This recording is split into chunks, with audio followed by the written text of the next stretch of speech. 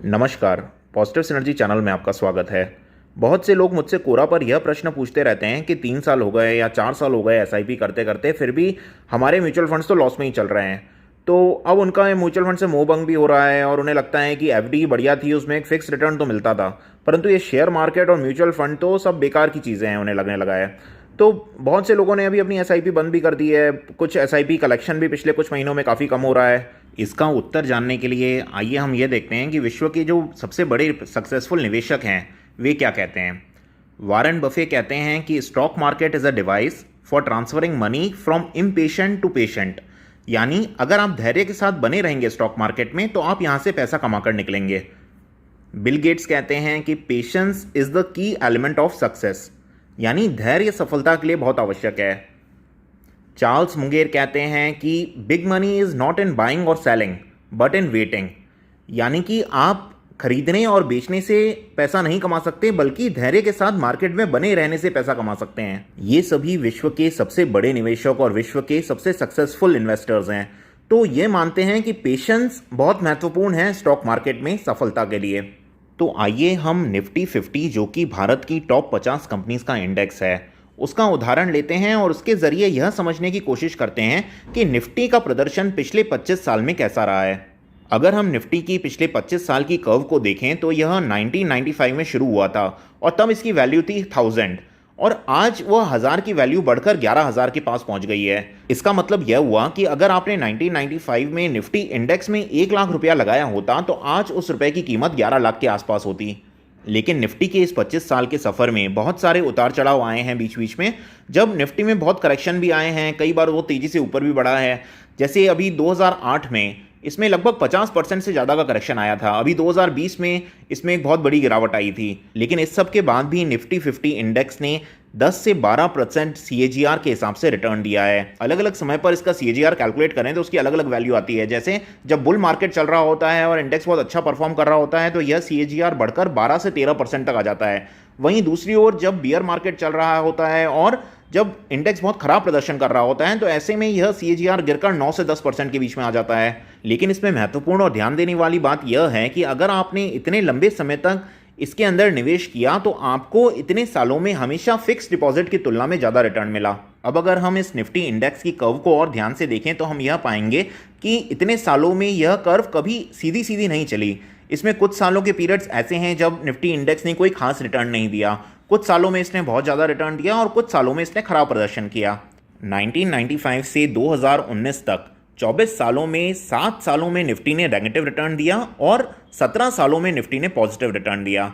अब अगर हम सालाना रिटर्न की बात करें तो पॉजिटिव रिटर्न वाले 17 सालों में 10 साल ऐसे थे जब निफ्टी ने 20% से ज़्यादा रिटर्न दिया और सबसे ज़्यादा रिटर्न वाले साल थे 1999 जिसमें 67% रिटर्न मिला, 2003 जिसमें 71% रिटर्न मिला, 2007 में 54% रिटर्न, 2009 में 75% रिटर्न, यानी 50% से ज़्यादा रिटर्न एक ही साल में निफ्टी ने 4 बार दिया है।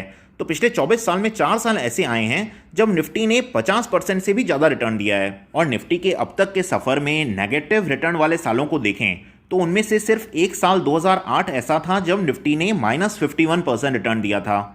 इससे एक और बात स्पष्ट हो रही है कि मार्केट में हमेशा अनेक उतार चढ़ाव तो आते रहे हैं और आगे भी आते रहेंगे, लेकिन निफ्टी में वह दम है कि वह अनेक सालों का रिटर्न एक ही साल में दे सकता है। लेकिन वह आपको तभी मिलेगा जब आप लगातार इस मार्केट में बने रहेंगे। अगर आप मार्केट क्रैश से डरकर पहले ही मार्केट से निकल गए तो आप वह रिटर्न नहीं कमा पाएंगे, क्योंकि कोई भी नहीं जानता कि वे साल कौन से होंगे जब निफ्टी इतना अच्छा रिटर्न देगा। निफ्टी के इस ग्राफ को देखकर हमें एक और सीख मिलती है कि हमें बहुत जल्दी प्रॉफिट बुकिंग नहीं करनी चाहिए।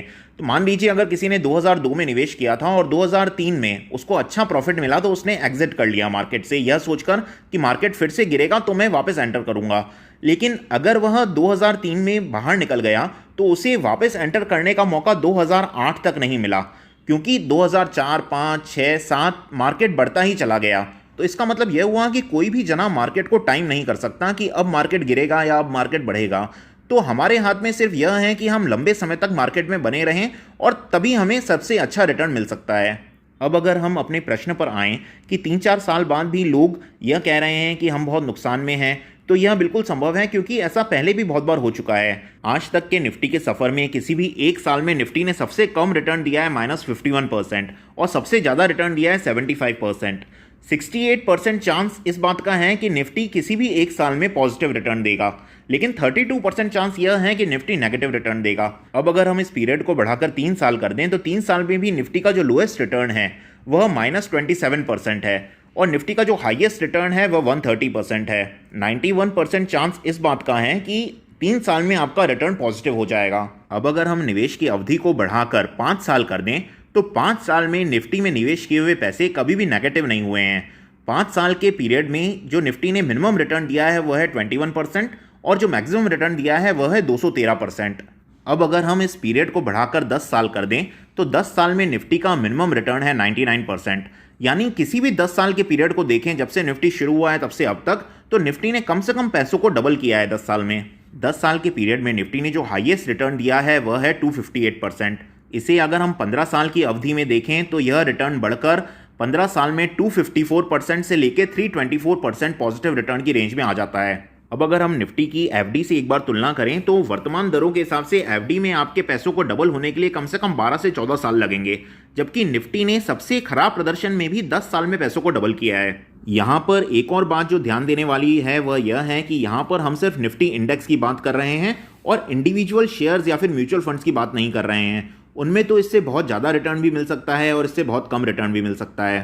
निफ्टी 50 इंडेक्स ने लंबे समय में हमेशा फिक्स डिपॉजिट से ज़्यादा रिटर्न दिया है, लेकिन यह एफडी की तरह एक स्ट्रेट लाइन में रिटर्न नहीं देता। इसमें अनेक उतार चढ़ाव आते हैं और स्टॉक मार्केट से बेहतर रिटर्न प्राप्त करने का सिर्फ एक ही तरीका है कि अच्छे म्यूचुअल फंड्स का चुनाव करिए या फिर इंडेक्स फंड में पैसा लगाइए और उसमें मार्केट के उतार चढ़ावों से घबराए बिना लगातार निवेशित रहिए और लगातार लंबे समय के लिए बने रहिए, तो आप अपने लक्ष्य को निश्चित रूप से प्राप्त कर सकेंगे। धन्यवाद।